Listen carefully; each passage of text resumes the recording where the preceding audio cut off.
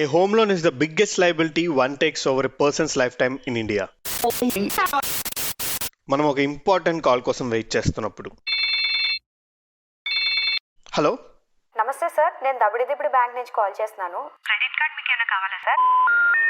మీలో ఎవరు కోటీశ్వరుడికి సెలెక్ట్ అయ్యి జూనియర్ ఎన్టీఆర్ కాల్ కోసం వెయిట్ చేస్తున్నప్పుడు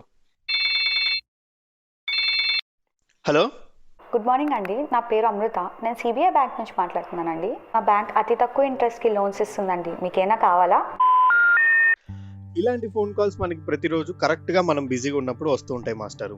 అసలు నిజంగానే మనకు హోమ్ లోన్ అవసరం ఉండి వీళ్ళకి కానీ ఓకే చెప్పామా ఇంకా డైలీ లవర్ కంటే ఎక్కువ కాల్స్ అండ్ మెసేజెస్ వీళ్ళే చేస్తూ ఉంటారు. అసలు ఎలాంటి హోమ్ లోన్ తీసుకోవాలి? ఫిక్స్డ్ బెటరా, రెడ్యూసింగ్ బెటరా, జాయింట్ బెటరా, సింగిల్ బెటరా, ఆల్రెడీ హోమ్ లోన్ తీసుకుంటే ఇంట్రెస్ట్ ఎలా తగ్గించుకోవచ్చు, ఇంకా చాలా ఇవాళ మాట్లాడేసుకుందాం. నేను మీ Karthik and after a gap finance formula కొత్త ఎపిసోడ్కి మీకు స్వాగతం. Home loan is the biggest liability one takes over a person's life time in India. ఇది నేను కాదు, చాలా సర్వీస్ చెప్తున్నాయి. అలాంటి ఒక క్రూషియల్ లోన్ తీసుకునేటప్పుడు ఎంత జాగ్రత్తగా ఉండాలి? మనం మెగాస్టార్ చెప్పినట్టు ఆచితూచి అడుగేయాలి. హోమ్ లోన్లో అయినా పర్సనల్ లోన్లో అయినా ఇన్ఫ్యాక్ట్ ఏ లోన్లో అయినా బేసిక్ డిసైడింగ్ ఫ్యాక్టర్ ఒకటే, ఇంట్రెస్ట్. ఏంటి రీసౌండ్ వస్తుంది అనుకుంటున్నారా? మనమే ఎఫెక్ట్ యాడ్ చేసాం. దాని ఇంపార్టెన్స్ అలాంటిది. మరి మా కజిన్ బ్రదర్ చందుగాడు పెళ్లి కోసం అమ్మాయిలను చూడటం మొదలు పెట్టాడు. పెళ్లి చూపులకు వచ్చిన వాళ్ళేమో ఇల్లుందా అని అడగటం, వీడేమో పెళ్లి అయ్యాక ఇల్లు తీసుకుంటా అని చెప్పడం. ఇలా ఒకసారి కిలో వాడు ఇరుక్కుపోయాడు.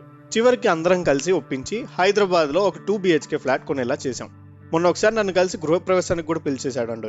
అలా కలిసినప్పుడు ఇంకేం చందు కబుర్లు, హౌస్ లోన్ ఎక్కడ, ఎంతకి తీసుకున్నావు అని అడిగాను. ఫినాన్స్ కదా, ఆపుకోలేం. వాడేమో ఈ హౌస్ లోన్ చాలా ఫన్నీగా జరిగింది అన్నయ్య, బ్యాంక్కి లోన్ కోసం వెళ్ళానా, వాళ్ళు సార్ 10% ఇంట్రెస్ట్ రేట్ ఉంది, 14% ఇంట్రెస్ట్ రేట్ ఉంది, ఏది కావాలి అని అడిగారు.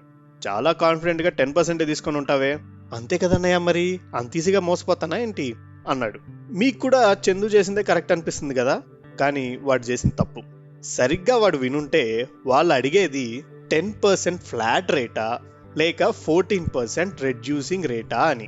ఫ్లాట్ రేట్ అంటే ఇర్రెస్పెక్టివ్ ఆఫ్ మన outstanding principal or interest, అంటే మన లోన్ బాకీ ఇంకా ఎంత ఉంది దానికి సంబంధం లేకుండా ఒక ఫిక్స్డ్ అమౌంట్ని ఈఎంఐ కింద ఫిక్స్ చేసేస్తారు. ఆ అమౌంట్ని మీ లోన్ పీరియడ్ అంటే 20 ఏళ్ళలో 25 ఏళ్ళలో అదే ఫిక్స్డ్ అమౌంట్ని కడుతూ ఉంటాం.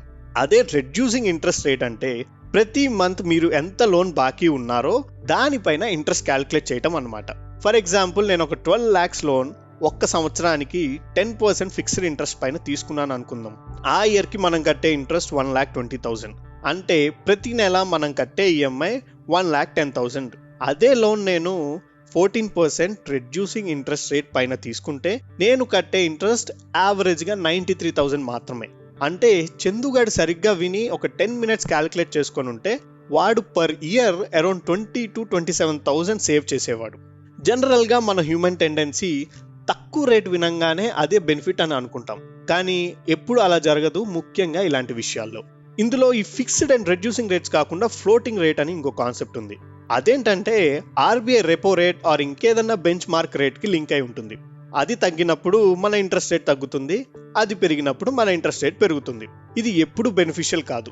కానీ ఈ ఫ్లోటింగ్ రేట్ సెలెక్ట్ చేసుకునేటప్పుడు అప్పర్ లిమిట్ అని ఒకటి పెట్టుకోవచ్చు, అంటే మ్యాక్సిమం ఇంట్రెస్ట్ రేట్, దాన్ని మించి ఇంట్రెస్ట్ రేట్ పెరగకూడదు అని.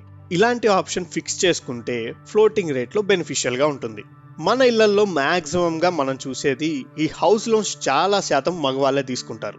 కానీ మనలో చాలా మందికి తెలియదు ఏంటంటే దాదాపు అన్ని బ్యాంక్స్ ఉమెన్స్కి special rate of interest offer చేస్తాయి. ఏముందిలే మాస్టర్, ఒక 0.5% ఇంట్రెస్టే కదా అని అనుకుంటాం. ఒక్క 0.5% ఇంట్రెస్ట్ తగ్గిన లోన్ పీరియడ్ మొత్తం అంటే ఒక 15-20 years మొత్తం చూసుకుంటే చాలా ఇంపాక్ట్ వస్తుంది. సో ఇది వింటున్న అమ్మాయిలందరూ ఈ పాయింట్ని నోట్ చేసుకోండి, ఇంట్రెస్ట్ రేట్లో డిస్కౌంట్ ఎంజాయ్ చేసుకోండి. చందుగాడు నేను చెప్పాక లోన్ రేట్ అయితే మార్చుకున్నాడు, కానీ ఇంకో ప్రాబ్లం వచ్చి పడింది. పెళ్లి చేసుకున్నాడు, వాళ్ళ వైఫ్ ఇంట్లో వాళ్ళు, వీళ్ళ ఇంట్లో వాళ్ళు అందరూ ఉండడానికి వాడు తీసుకున్న ఫ్లాట్ సరిపోవట్లేదు. సరే ఇది అమ్మేసి పెద్ద ఇల్లు కొందామంటే వాడి శాలరీకి అంతకు మించి లోన్ రావట్లేదు. అప్పుడు నేను వాడికి చెప్పిన ఆప్షన్ జాయింట్ లోన్. ఎప్పుడు లోన్ ఒక్కరే తీసుకోవాలని రూల్ లేదు మాస్టారు. ఇద్దరు వర్కింగ్ ఉన్నప్పుడు కలిసి తీసుకుంటే ఎక్కువ లోన్ అమౌంట్ శాంక్షన్ అవుతుంది, అండ్ అదే విధంగా హౌస్ లోన్ ఇంట్రెస్ట్ పైన ట్యాక్స్ బెనిఫిట్ కూడా ఇద్దరు క్లెయిమ్ చేసుకోవచ్చు. డబుల్ ధమాకా అన్నమాట. ఇది భార్యాభర్తలే తీసుకోవాలని రూల్ లేదు. బ్రదర్ అండ్ సిస్టర్ తీసుకోవచ్చు, నాన్న కూతుళ్ళు తీసుకోవచ్చు, లేక ఇద్దరు ఫ్రెండ్స్ అయినా తీసుకోవచ్చు. సరే, కొత్త లోన్ గురించి చెప్పావు, బానే ఉంది. ఆల్రెడీ లోన్ తీసుకున్న వాళ్ళ సంగతి ఏంటి? అక్కడికే వస్తున్నా. మీరు ఫిక్స్డ్ లోన్ రేట్లో ఉంటే this is the best time to shift to reducing or variable loan rates అనమాట. ఎందుకంటే మన ఈ కోవిడ్ ఎఫెక్ట్స్ వల్ల రెపో రేట్స్ అన్ని చాలా లోగా ఉన్నాయి.